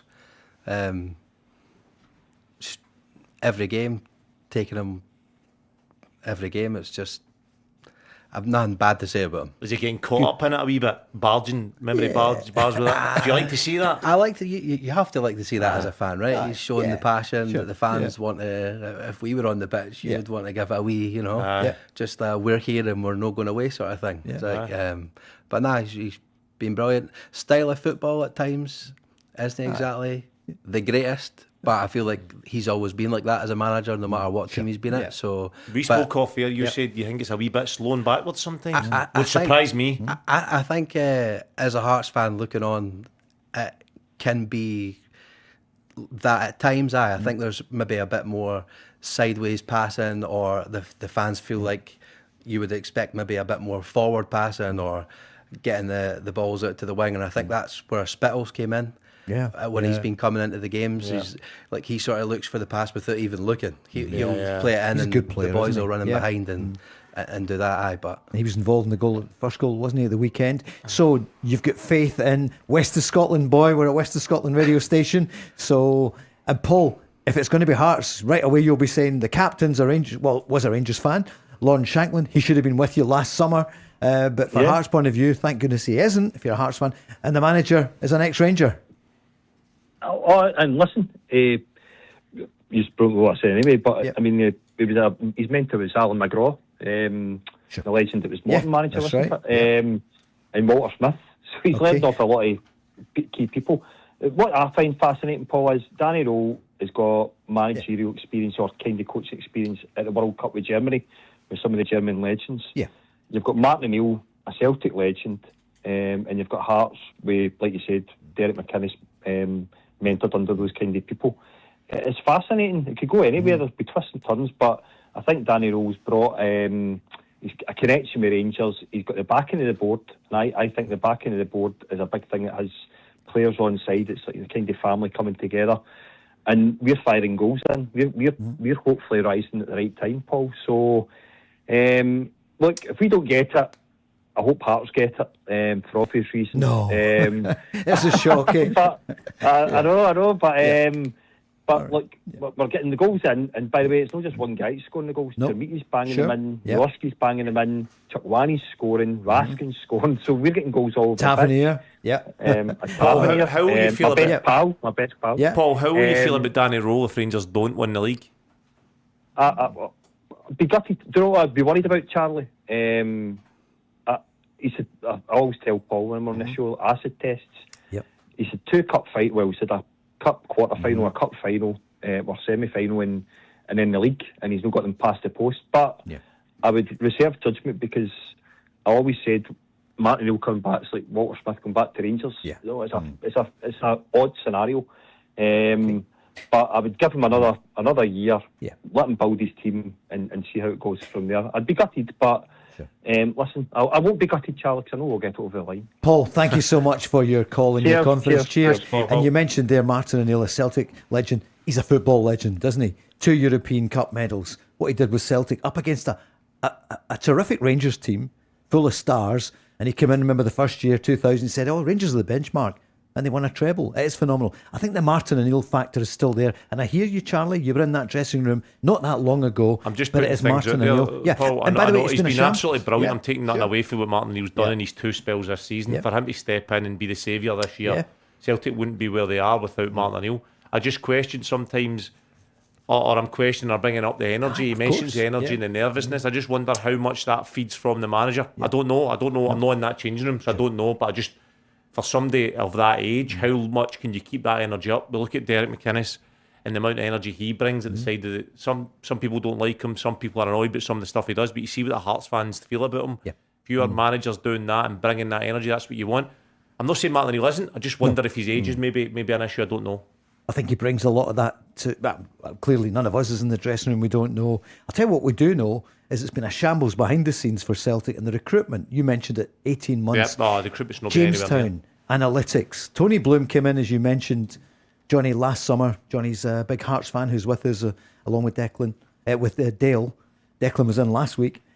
What do you think about the Jamestown analytics? It's obviously working for you. I know there's not that many of them at the moment actually in the team, but what do you feel? Do you feel secure? Nothing but praise for it because of where we are and the players that we've recruited and where they've come from. They're, as analytics go, they're on their trajectory and you're getting them at the right time, right? And then you're seeing what your Union St Kilda and your Brightons are doing in that, and then as a Jambo you're just looking on with that hope, and now that you've had this season, it's like, well, because it's only going to get better for here. So, yeah. All right, Johnny, thank you. James, you're going to a quick one, but we're going to the break. No, James? just before, when they did come in, how were you sceptical about the analytics at the start, or did you buy into it right away? How was that at the start? Genuinely bought into it straight away. Again, looking at those other clubs and like seeing what they've done when they've followed these Jamestown analytics, I don't think any Hearts fans would have been a bit sceptical about it from maybe as outsiders looking in, no being Hearts fans. It's like you're never going to change Scottish football in that way because it's been the big two for however long. Again, going back to the clubs, it's like I know you said yourself they're on like the 10% Union St Kilda rather than your 50%, right? But like it's only going to keep improving if the Hearts are doing that well in the league. If they win the league, you're getting better budgets, better salaries, better players, just recruiting well, and onwards we go. Really bright people's When I said that, I was actually trying to back Hearts up because people were comparing them and putting the pressure on when actually Hearts were spent a lot less, 10% than the 50%. So it was a actual better. It was a better achievement. They were top of the Scottish Premiership, was my argument. Who's going to win it before we go to the break? Charlie, you first. Crystal ball. You need a crystal ball for this. But how can you call it? The only thing I will say is, I've said that a million times, Hearts have got one hand on it because they're sitting in the driving seat. So in that case, do you think it's Hearts, Rangers, Celtic? Do you think that's the way it is today? Don't have a clue, Paul. How any sort of experience can you say? It's a guess. It's, you don't know. I mean, look at Rangers 2-0 down, and I had them out the race. An hour later, they've won 6-3. Who would have guessed that? Celtic scoring last minute goals and coming back for 2-0 down, and then one each with Dundee, and the actual come on and scoring 1-0 with a poor performance at home to St Mirren. No, I know exactly what you mean. It's impossible to say. It's a guess. Okay. So your Hearts are sitting there just now. It's theirs to lose. Johnny, thank you so much for joining us. Thank you. After the break, somebody could be winning £500. That's next. Win on go with Scottish Gas. With Scottish Gas Peak Save, get half price electricity every Sunday from 11 a.m. till 4 p.m. Smart meter required. Eligibility and terms apply. So, time to pick your pundit with Scottish Gas. We're giving you the chance to win up to £500. On the line from Saltcoats in Ayrshire, Logan, a Celtic fan. Hi, Logan. Hi there. How are you? All right, Logan. Hi, Logan. Not too bad, thanks. Good. That's James McPake and Charlie McGrew saying hello to you. Is it sunny today in Saltcoats? It's a bit sunny, but quite a lot of showers as well. Yeah. So what about this title race? We'll talk about it after the question. Shall we go to the pundits first? Who do you want? Do you want James McPake or Charlie Mulgrew to answer on your behalf? I'll go with Charlie. Oh, good choice. Come on, let's go, Logan. Come on. All right, here we go. So 5 questions. If you get them all right, if Charlie gets them right, £500. What would you do with the money, Logan? I'd put it towards going to the World Cup. I've already got my tickets and my flight out, but I've still got to get a few other bits and bobs and hopefully get to another game if I can. Try my best for you, mate. I can't promise anything. I wouldn't say I was the greatest at this, but played one, lost one. But I'll see what I can do for you. Well, we're rooting for you, okay? Have you done your ESTA and all that? You ready? Have you got everything in? Yeah, I've got everything in. I just need to get my flight back, and I'm kind of hoping to take in one of the games as a neutral that's not a Scotland game, so we'll see how it goes. Cool. I've still to do the ESTA. Better get it done. Right, question number 1. With Scottish Gas, £500. What is the last trophy that Martin O'Neill won for Celtic? What was it? So in his last season, end of the season, what was the trophy? Last Scottish Cup. Scottish Cup, correct. Well Get done. in. Good start. Gave me a wee bit of confidence. Yeah, there you are. He's smiling if you're not watching on YouTube or Facebook. Yeah, Charlie, YouTube. That's terrible, isn't it? It's not a gag. Charlie, what year was VAR introduced in Scotland? So, what year? Just think about it carefully. Think about it. Think about it. What are you thinking? So I come back up here in 2021. It wasn't. It wasn't there. So 22, 23. Right, okay. 23 season. Right, so you're saying though 22. Is that what you said? Wow. Because it would have been £500 there if you'd said 2022, which you did, so you're right. Oh, wow. Don't do that to me, Paul. Okay. Who caused the penalty in the Hearts-Motherwell game at the weekend? We've been speaking about it for ages. So Welsh. Stephen Welsh, correct. You're going a bit 3 fast, out of Charlie. 5. We're getting Hasn't he? I'm sweating. Yeah. Palms are away. Logan, how are you feeling? Yeah. Nervous. That one was easy. Come on, He's Logan. doing a good job though. So. Yeah. Logan, what a great name, isn't it? Logan Roy. Did you ever watch that? Succession? I haven't yet, no. Oh, it's amazing. You need to watch it. Logan Roy from Dundee, and it's your man Brian Cox. Did you ever watch it? Saw it, It's fantastic. I hated it at the beginning, but you have to, honestly, it's addictive. Right. Question number 4. Oh. Right. Which SPFL team are nicknamed the Red Lichties? The what? You know what? You've played there. The Red Lichties. I throw it in occasionally. So, yeah. Windiest ground in Scotland. The Red Lichties. I always remember Bob Crampsey, the late great Bob, used to mention it. Kick it in now. The Red Lichties. Now, think about it carefully. Wow. Yeah. Is it? Yeah. Is that broth? It's correct. Well done. Yeah. One to go. Come on. Right, okay. And the last one then. If you get it right, he's getting 500. But he's going to the World Cup. He's going to go and see Haiti. He's going to see Morocco. Logan. He's going to see Brazil. Which Spanish side did the Rangers sign Bojan Majovski from? A Spanish side. Bojan Majovski. Everything's telling me it's... Think about it carefully. He's got the first... Something's telling me it's Girona, but... You've got to go with that, I think. You can't help him. No, I'm not. I just think he's got to go. The one that comes in, he's got to... Surely. Yeah. I don't know though. £500. I'm going for it, Girona. It is Girona, correct. Yeah.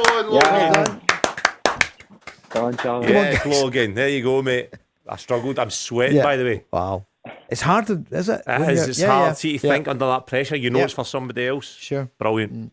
Enjoy the World Cup, mate. That's right. Question number 6. What's your surname? Oh, that's a tough one. Can I consult? Can you phone the missus?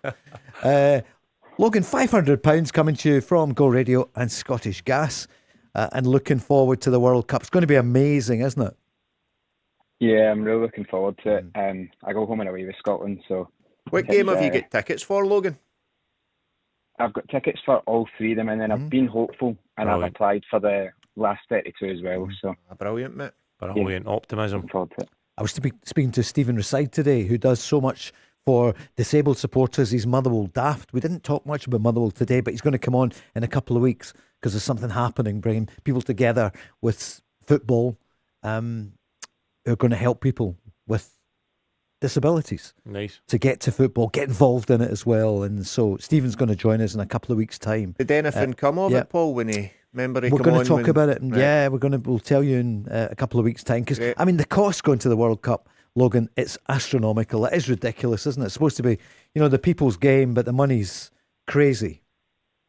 Yeah, I mean, the other day we just had to pay £60 for a train to the Morocco game, which is a bit of a nightmare. So it's all these things when you're planning it, you don't think it's going to be that much. And I'd looked up how much these kind of things were normally and the kind of normal Uber prices and stuff, and then whatever you've done, you need to change a bit about 5 to... Mm-hmm. Can you imagine I had the money and I was listening to all this? You'd be in tears, wouldn't you? I just left. Because you were actually... I know. You were upset a few weeks ago when you just missed out. I remember. I know you were. Logan, what about your team? What about Celtic? Because you can hear everyone tonight talking about Hearts, talking about Rangers. But Celtic, what do you feel? I just feel that, as folk are saying, there's a lack of energy, specifically in midfield, and I also feel like without Johnston or Röhl, our kind of right back options have not got a lot of pace. So I just feel like our kind of defence or kind of going forward, our fullbacks a bit kind of lopsided, the same kind of way that Scotland was for a few years, where everything would kind of go down the left. I think Young's came on against that's good, but what we're saying about the whole moving Negrin to striker, I would like that, but I would also like not for Negrin, McGregor and Chamberlain to make up that midfield three, because I don't think Negrin off the ball gives you enough, and I just don't think the energy's there between Chamberlain and McGregor. And I think obviously. Go ahead, it's good, but it's good points, Paul. I think the energy is there for McGregor, but I feel a wee bit sorry for him, because when you're in there, where Oxlade-Chamberlain, right, he's a good player and he can add to Celtic, but let's not forget he's naturally a winger, right? So he comes inside for the instincts of being a winger. He now comes inside as a midfielder, so he's much more attacking than more of a sitter. And then Nygren just vacates the midfield and becomes a striker the majority of the time, out of possession. I don't know if that's by design or by nature. I know Celtic try and press in a 4-4-2, so he jumps up one. But anyway, McGregor's in there and there's so much spaces. I know St Mirren had 3 in these spaces, one in between the lines, Phillips, 2 in front, and you can't cover all the gaps. So there's not enough pressure coming for the front to stop the ball getting forward, and then you can't get close to your midfield, and all of a sudden it looks like there's a lack of energy in there. But I think it's down to personnel, and Nygren offers so much in the team, in the box and scoring goals, but as a midfielder he doesn't offer a lot, as you say, off the ball, so that is a bit worrying. And Ralston, I think, is a big drop off even from Donovan. From Donovan. Donovan's playing ahead of him. Ralston's been brilliant in the past under Ange Postecoglou, but now I think he's a wee bit maybe lacking in confidence or being exposed a wee bit. Oxlade-Chamberlain got the goal on Saturday. This is what your manager said. Of course, he's a really good footballer. You can see that there. You can see the way he deals with the ball. Really good players, trying to get up to speed with the games here at this minute. Been out for a long time. And I think I mentioned in a previous interview, it doesn't really matter if you've not had football for 6 odd months, regardless of whether you're training with a team as good as Arsenal are. This the match fitness that's helping. But it seems as a game by game, when he starts, he seems to be lasting a little bit longer. But most importantly, he got us the winning goal. James, what would you do with the midfielder up front? Would you put Negrin up there? Or? No, again, like I said earlier, I wouldn't before playing him as an out-and-out striker. No. I think just in case you do take away the threat that he poses of arriving in dangerous positions later on. But I agree with Charlie on it. The balance it does seem to be a wee bit off. Oxlade-Chamberlain is as good a player as he is. I think he has been a winger, and he struggled. Certainly, we've seen against Rangers, he struggled just with the pace of the game.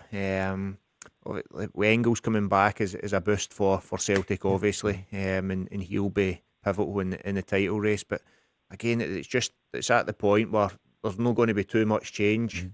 In the squad and the way they play. It's just going to be a case of, can they keep winning games? Can they keep churning out results? Yeah, I think we all agree that they can't go on like that, but with 5 games to go at the minute, obviously a semi-final makes it 6 and possibly 7, but look, it's tough. It's tough for Martin, it's tough for his coaches and probably all those Celtic players that are used to winning and winning comfortably, but look, the fans have just got to get behind them, like all 3 clubs. But no, it's a tough call, and I'm glad it's Martin that has to make it, not me. You would love it. No, if you said, James, you're back in as Celtic manager. Logan, what do you think is going to happen at the weekend in the Cup? St Mirren semi-final? It'll be tough, mainly because obviously the kind of issues we've got up front, I don't really see scoring much, so I think we need to kind of get that kind of spirit we had in the defence. And any time we've went away to like Italy, Trusty and Scales have played really well as a pair, so I think we just need to try and get them thinking they're playing there, and then not concede many, because when we start conceding, we've not got a chance of scoring multiple goals, is what I kind of fear. Same with the running as well. Like if we concede a goal or 2, then I don't think we're winning the game. So compared to like previous years where you kind of thought, we'll eventually come back, I just don't see it this year. James, are you thinking it's going to be a double? Charlie will be back with us on Thursday, so we'll go into the Cup semi-finals. But what do you reckon? You're well placed with both of them, Celtic and Mirren? I think Celtic will win that. Again, I don't think, like Logan, I don't think it will be comfortable. I don't think it will be easy. It will be scrappy, but I think they'll have enough to win it. And Dunfermline, your old club, against Falkirk. You know what? I'm going to go against probably what Falkirk will be the favourites, but I've done the game for Dunfermline Hibs. They were excellent. And I've seen Dunfermline recently, and look, Neil Lennon gets him up for big games. He's been fantastic since he went in. He's got them in a great position. They've got a game tomorrow night away at Airdrie, which I think he'll change the personnel like he done before the last cup game. But I've got a feeling going in there, big game. Look, Falkirk can hurt you, of course he can, but I fancy Dunfermline. I need to ask you, Charlie. I think that in an ideal world, it's Dunfermline to get to the final. I would like to see Neil Lennon in a final, and also I would like Falkirk not to have a distraction in the last game of the season when they play Rangers. I would like to have them no resting players and at it with the last game of the season, want to finish on a high for what's been a good season for them, rather than having a cup final to look forward to, and you start maybe resting players and having one eye on that. So I would like to see Dunfermline get there, but we'll see. Logan, thank you so much for your call, and the £500 will be with you soon. No worries. Thanks, guys. Well done, Logan. Cheers. Thank you. We're back after this. The Go Radio Football Show with Burger King. Are you an early riser, James McPake, in the morning with the family? Yes. Yeah. Up early, Paul. You'd love to be back in football, though, wouldn't you, day to day, running a club, or would you? No, you said, look, I've said this before, you miss being on the grass, taking the training, and just the banter. Look, since I was 15, 16, it's been my life in terms of job, work, getting in and the camaraderie, like in dressing rooms, the people you meet, and miss that. And then into coaching, you miss just working with good players, taking sessions, and certainly don't miss the feeling of getting beat or leaving people out. Sure. But that obviously comes with it. But no, certainly the day-to-day stuff I do miss. Charlie McGrew, you don't miss it, but you would be watching the golf last night, I take it. What about Rory McIlroy? Oh, it was a great watch. That's 2 years in a row where I've bet Rose, and he's missed it the last. He's a good competitor, but McIlroy now, I don't know if you saw the documentary, Paul, on Amazon's MD. No, not seen it yet. Even if you don't like golf, just for the whole psychology of that, being in that pressure of trying to win the Masters and growing up, dreaming of winning the Grand Slam, and the Masters being a big part of that, and he couldn't get near it. And then Bob Patella is a famous psychologist, and he read his book after leaving the Scottish Open. He had his book on in the car, and then actually thought, you know what, I'll just phone him. And Bob Patella just basically... And a lot of times where he's having a bad shot in the past, McIlroy, you would think he's done, he's finished, his round's over. He would just then, now he just kind of moves on to the next shot, and it's about no seeking perfectionism and about allowing yourself to make mistakes during the round but still come back, and that's 2 Masters in a row, so it's not a coincidence. So is this something for Hearts to think about? Because Rory led from the start, didn't he? Thursday, Friday did well, Saturday went off it a bit, but I heard him saying last night, he thought Sunday morning, look, if I was told there was joint leader on the last day, you would take it. Well, that's the thing. That's what they're doing. They're looking at the positives, aren't they? And he's always trying to bring it back to a positive and forget about the bad shot or the bad hole he's just had. I mean, he double bogeyed early on yesterday, and you're thinking, if that could be him in the past, that would have been him gone. But he managed to stay in there, stay in the fight, and that must stay in your head, doesn't it? Normally, I saw the one where it was a really short putt. It looked easy. And he missed it. Could you imagine if he'd missed it by one? That's exactly in the past he would have crumbled. I never used to bet him or think he'd any chance because he would always crumble, but it just shows you what the mental side of the game and how important. I think golf's one of the biggest sport for sort of being in that moment and not getting too sort of caught up in the bad shots, because there's plenty of them. And interesting on that, Paul, when you're speaking and adding Hearts into that as well, like Rory leading for the couple of days, then he gets dragged back into the fight. This title race will be really interesting, certainly from a Hearts point of view. If Rangers or Celtic Rangers can get level in points with a draw, if the result goes against Hearts, if Celtic win, it'd be interesting just seeing Hearts being so far in front for so long. If one of the big two that we know them as anyway get level with them or above them, how Hearts would then react. Obviously the pressures are different, the noise surrounding it would be different, and that would be, I'm sure we might see it at some point just with the way the fixtures go, but that would be interesting to see if that did happen. Aye, and even within games, I think it's going to be interesting to see when they're behind with 10 minutes to go in a game and the pressure's building, because there's going to be twists and turns, there's going to be adversity for Hearts between now and the end of the season. It's how they respond to it and how they can fight through it. Falkirk Chiefs have vowed to think again about the ticketing plans for the last day of the season. Obviously, Rangers at the New Brockville. So I think there were some issues. I think maybe some of the Falkirk fans, Rangers fans, were getting tickets for the Falkirk area. And if it gets to the last day of the season, Rangers, if they're still in it, you can imagine there'll be a huge number of Rangers fans who want to be there. I don't have the answer on it, but they're looking at it. They're saying, Falkirk say, the safety and enjoyment of our supporters will be our priority. The only option they would have would to give Rangers more stands. You're never going to stop it. No. We've seen it before with clubs, but Falkirk have had that good a season as well. They wouldn't want to do that, but look, we're always going to have that, Paul. Sure. It could have been different, couldn't it? From Rangers' point of view, a couple of minutes to go till half time, and they got back into it. They were 2 down. The manager, Danny Röhl, proud of his comeback. Yeah, I must say I'm at first proud of the group, of the players. I think we bring ourselves a little bit in trouble in the first couple of minutes. You felt we need a little bit time to adjust to the pitch, how the ball bounces, and then you are 2-0 down, and then it's tough against the opponent. They have quality, they have attacking stuff, they know what they have to do. But then I think the 2-1 was very helpful before the half time, and we were honest to each other in the half time, and especially I like the players were honest to each other, and it helps. For me it was more about to give them some instruction and solutions. In second half then I think we played in one direction. General in 3 games now, 14 goals. Nine different goal scorer. I think this is also a statement, it's also part. Of course, we have to speak about the conceded goals. Was especially beginning too easy. All in all, great to see the group in this way. James, for Rangers then, huge. We don't know yet how big that is at the weekend, but it seemed to be a massive moment. 2 down after, half an hour, and then they win 6-3. Yeah, massive test of character for them, and again, them playing the day after the other two that are chasing the title, and the Rangers fan, was it Paul that was on earlier? He spoke about just a couple of years ago or even last season they would have lost that game. And looking at it, we had the Celtic fan on, I can't remember, was it Gary? Sure, and Robbie was on. Robbie speaking about that if Celtic lose a goal anytime just now he thinks they're beat. So it just shows that the level of confidence Rangers can take for that, and the belief that the players will have.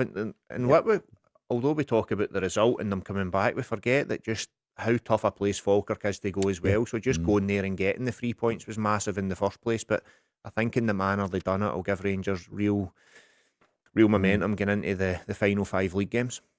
Charlie, Rangers off to the sunshine for a few days. Can you blame them? Are they away? They're off to Spain. Oh, yeah. Could be dangerous, that. Is that good? Getting the feet up. Yeah. What do you think? No, seriously, do you think that's a good idea, or is it a mistake? It's fine. No, it's fine. Yeah. Listen, if they come back and don't get a result, everybody will point at it. It'll be a mistake. But if they come back and they get it, they win, they'll be saying it's a brilliant idea. So I don't think it means anything, to be honest, Paul. It depends how you respond in the next game, and I won't do them any harm, but a bond in a way. When you look at the table here, Celtic can't afford any slip-ups. Hearts could probably lose a game. Rangers can draw a game, and then if Celtic win, they're all in 70. But Celtic can't afford any slip-ups. It's got to be perfect for them. So they're right up against it. Kieran's on asking both of you as Celtic fans, saying, how can they win the league now? How are they going to do it? He's a season ticket holder. He's always there. He's asking for you. What would you do? Well, we said that a few weeks ago, didn't we? I think Celtic, it might be at this point where you go, right, they're not going to be brilliant. They're not going to be back to that Dundee United game we keep talking about, or back to the days where Ange Postecoglou and Brendan Rodgers teams were absolutely flying. We're maybe not going to see that for Celtic. So the best chance then is, what's the easiest thing to do is make sure you're keeping clean sheets. I'm not saying it's easy, but I'm saying it's easier to destroy and defend than it is to be attacking and open and expansive. So keep clean sheets and take your chances when they come. James? It sounds very simple, but beat Falkirk. That's our next game, and I think it's coming down to that for all 3 teams. You're just looking week to week on the fixtures. Celtic at home to Falkirk, Motherwell, Rangers at home to Motherwell, and Hearts away to Hibs. I don't know, it's a Monday night, the derby, is that right? Yeah, it is. And it's just win your next game. That's what Martin will be saying to them, although they've got the semi-final of the Cup. But just for the freedom, it's week to week now. It's our fixture to fixture where you're looking at it and seeing just where you are after each round of fixtures. We say they've only won twice at the same time all season, which is remarkable, really, when you think of that. But for Celtic, again, I know it does sound very simple, but they just need to take care of Falkirk at Celtic Park in the next game. Game tomorrow night, of course, we've got Champions League. Sadly, no Scottish team in it. Would normally be out by this time anyway, but Dunfermline in action, your old team tomorrow night. It's quite a lot, isn't it, with the Cup semi-final this weekend they just played? Yeah, and they played at the weekend, and it's unfortunate as well. It's because they had call-ups for, I believe so anyway, call-ups for the 21s, and so this game had been rearranged. They're at Airdrie, but I think they had that the last time. I'm sure that Neil's experienced enough. He'll rest the key players. I'm sure they're comfortable, in my opinion, where they are in the league. They'll make the playoffs, but look, they'll be desperate to get to a Scottish Cup final. As Charlie says, the romance of it might be it's against Martin O'Neill and Celtic, so I'm sure Lenny will also have that in his head, but no, I hope they do really well come the weekend. Charlie, don't say lucky when Derek McInnes is around. I know somebody said at the weekend, I think, were you lucky or were you? He's like, what? So what did you make of it? Yeah, he's intense. He's not happy. He maybe didn't feel that he was getting the credit they deserved for winning the game 3-1. I think that whoever it was referring to the penalty, which I think was lucky to get that in your favour. But listen, Hearts on the sitting top of the league with 70 points through luck. That's a lot of hard work, and they deserve the credit for that. A couple of weeks ago, people thought it was all over in England, didn't they, with Arsenal? But they lost at the weekend. A black day for them. The manager not happy. Arteta, former Rangers, we're always trying to get a kilt on it. What are you thinking? They're going to need to show a bit of character. That's a team that are getting questioned. Man City this weekend. I saw Gary Neville saying he thinks they're going to do it. He thinks they will. They'll beat Man City. Yep. That's the last team you want to run into when you're feeling that pressure and you're starting to get question marks over you. Well, it's basically down to this game, innit? Whoever can win this, you'd imagine will become favourites or have a really good chance. If Arsenal win it. But we're more concerned about here. Tomorrow night, Andy Walker will be here along with Mark Guidi. You'll be back on Thursday. Yep. Charlie, look forward to it. James, great to see you again. Good to be back. Thank you. Hopefully you'll be back with us soon. And thanks so much to our friends from Scottish Gas who joined us, Dale and Johnny, tonight. Back tomorrow night, live at 5. See you then.